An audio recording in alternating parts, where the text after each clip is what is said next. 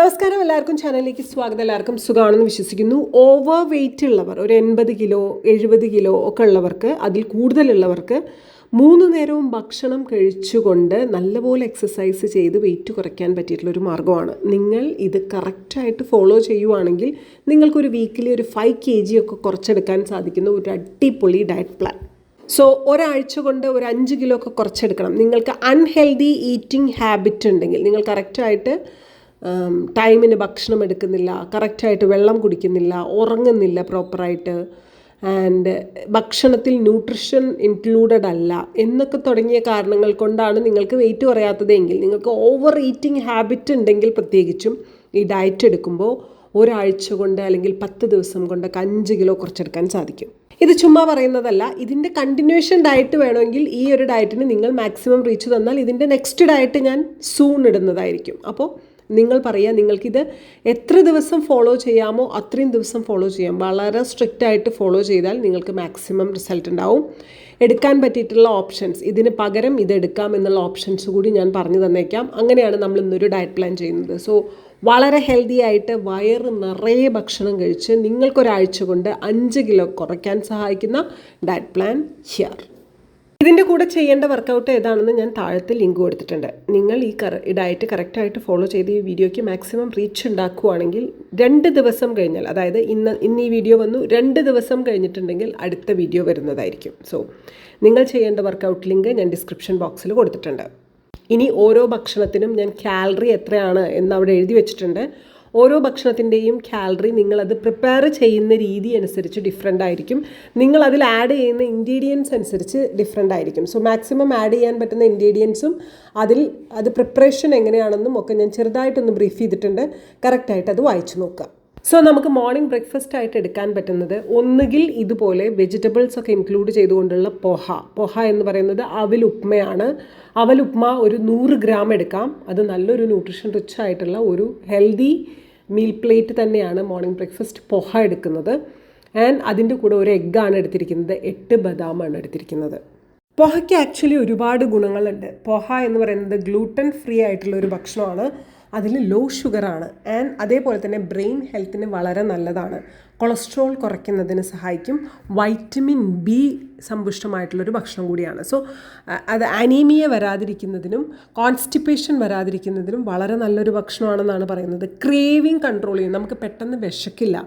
അതേപോലെ തന്നെ easily digestible ആയിട്ടുള്ളൊരു ഭക്ഷണമാണ്. അതിലടങ്ങിയിട്ടുള്ള ന്യൂട്രിഷ്യൻസിനെ എടുത്ത് പറയുവാണെങ്കിൽ ഫൈബർ, അയൺ ആൻഡ് കാർബോഹൈഡ്രേറ്റ്സ് അടങ്ങിയിട്ടുള്ള ഭക്ഷണമാണ്. പോഹ എന്ന് പറയുന്നത് അവലാണ്, ഫ്ലാറ്റ് ആൻഡ് റൈസാണ്. കുറച്ച് ഓയിലാണ് ഉണ്ടാക്കിയിരിക്കുന്നത്. ഒരുപാട് ഇൻഗ്രീഡിയൻസ് ഉപയോഗിച്ചിട്ടില്ല. കുറച്ച് വെജിറ്റബിളും കുറച്ച് മഞ്ഞൾപ്പൊടിയും ആൻഡ് കുറച്ച് ഗ്രീൻ ലീഫി വെജിറ്റബിളൊക്കെ ചേർത്തിട്ട് 100 ഗ്രാം പോഹയാണ് എടുക്കേണ്ടത്. ക്വാണ്ടിറ്റി കൂടുന്നതിനനുസരിച്ചും അതിൽ ആഡ് ചെയ്യുന്ന ഓയിലിനനുസരിച്ചും അതിൽ ആഡ് ചെയ്യുന്ന അതർ ഇൻഗ്രീഡിയൻസിനനുസരിച്ചും അതിൻ്റെ കാലറിയിൽ ഡിഫറൻസ് ഉണ്ടായിരിക്കും. സോ ശ്രദ്ധിക്കുക കേട്ടോ. അടുത്ത ഭക്ഷണം ഉച്ചയ്ക്ക് 1:30 എടുക്കുന്നത്. ബ്രേക്ക്ഫാസ്റ്റ് എടുക്കുന്നത് മോർണിംഗ് 8:30 വെള്ളം ഇൻ ബിറ്റ്വീൻ കുടിച്ചിട്ടുണ്ടായിരിക്കണം.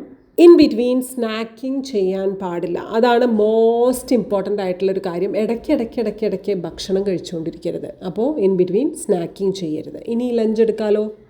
ഇവിടെ എടുത്തിരിക്കുന്നത് 2 ചപ്പാത്തിയാണ്. 2 ചപ്പാത്തിക്ക് പകരം 2 ആട്ട ദോശ എടുക്കാം, 2 പ്രോട്ടീൻ ദോശ എടുക്കാം. എല്ലാത്തിൻ്റെ റെസിപ്പി ഞാൻ താഴെ ഡിസ്ക്രിപ്ഷൻ ബോക്സിൽ കൊടുത്തിട്ടുണ്ട്. ഇതിൽ പറയുന്ന എല്ലാത്തിൻ്റെയും റെസിപ്പി ഞാൻ ഡിസ്ക്രിപ്ഷൻ ബോക്സിൽ കൊടുക്കാം കേട്ടോ. ചിക്കൻ കറി, ഒരുപാട് ക്രീമൊക്കെ ചേർത്ത് കൊണ്ടുണ്ടാക്കുന്ന ചിക്കൻ കറി, അല്ലെങ്കിൽ നട്ട്സൊക്കെ അരച്ച് ചേർത്ത്, കാഷ്യൂസൊക്കെ അരച്ച് ചേർത്തുണ്ടാക്കുന്ന ചിക്കൻ കറി ആണെങ്കിൽ സ്വാഭാവികമായിട്ടും അതിന് കാലറി നിങ്ങളൊന്നും പിടിച്ചോർത്ത് കിട്ടില്ല. അതല്ലാതെ സാധാരണ ഉണ്ടാക്കുന്ന ഉള്ളിയും തക്കാളിയൊക്കെ ഇട്ട് കുറച്ച് മസാലയൊക്കെ ചേർത്തുണ്ടാക്കുന്ന സാധാരണ ചിക്കൻ കറിയുടെ കാര്യമാണ് ഈ പറയുന്നത്. ഓക്കെ, ചിലർക്ക് ടേസ്റ്റിൽ അല്ലെങ്കിൽ ഭക്ഷണത്തിൽ ഒരു കോംപ്രമൈസും ചെയ്യാനും പറ്റില്ല, വെയിറ്റ് കുറയുകയും വേണം. അങ്ങനെയുള്ളവർ ഇത് വാച്ച് ചെയ്യാതിരിക്കുക. ഓക്കെ, ഇത് വളരെ സ്ട്രിക്റ്റ് ആയിട്ട് പോകുന്ന ഡയറ്റ് പ്ലാൻ്റെ കാര്യമാണ് ഞാൻ പറയുന്നത്. വളരെ കുറച്ച് ഇൻഗ്രീഡിയൻസ് കൊണ്ട് വളരെ ടേസ്റ്റി ആയിട്ട് ഉണ്ടാക്കുന്ന ചിക്കൻ കറി ആണെങ്കിൽ നിങ്ങൾക്ക് 2 പീസ് ചിക്കനും ഒരു ഇച്ചിരി ഗ്രേവി എടുക്കാം. ആ ചപ്പാത്തി കഴിക്കാൻ മാത്രം ചിക്കൻ കറി ഒരാൾക്ക് സെർവ് ചെയ്യാൻ പറ്റുന്ന അത്രയും ക്വാണ്ടിറ്റി എന്ന് പറയുമ്പോൾ ഇതുപോലൊരു ബൗൾ എടുത്തിട്ട് അതിൽ ചിക്കൻ കറി എടുത്തേക്കണം. ഇനി അതിൻ്റെ കൂടെ എടുത്തിരിക്കുന്നത് കുറച്ച് വെജിറ്റബിൾസ് വേവിച്ചതാണ്. ഈ വെജിറ്റബിൾസ് വേവിച്ചതെന്ന് പറയുമ്പോൾ അതും കുറേ എണ്ണയൊന്നും ഉപയോഗിച്ച് വറുത്തെടുക്കുന്ന രീതിയല്ല പറയുന്നത്. ജസ്റ്റ് ഉപ്പിട്ട് വേവിച്ചിട്ട് ഒരു ഇച്ചിരി ഒലീവ് ഓയിലോ ഇച്ചിരി വെളിച്ചെണ്ണയോ ജസ്റ്റ് ഒന്ന് തൂവി കൊടുത്തിട്ട് മിക്സ് ചെയ്തെടുക്കുന്ന രീതിയാണ്. ഓക്കെ, അങ്ങനെയാണ് വെജിറ്റബിൾ ഉപയോഗിക്കേണ്ടത്. അതും ഒരു ബൗളാണ് കഴിക്കേണ്ടത്.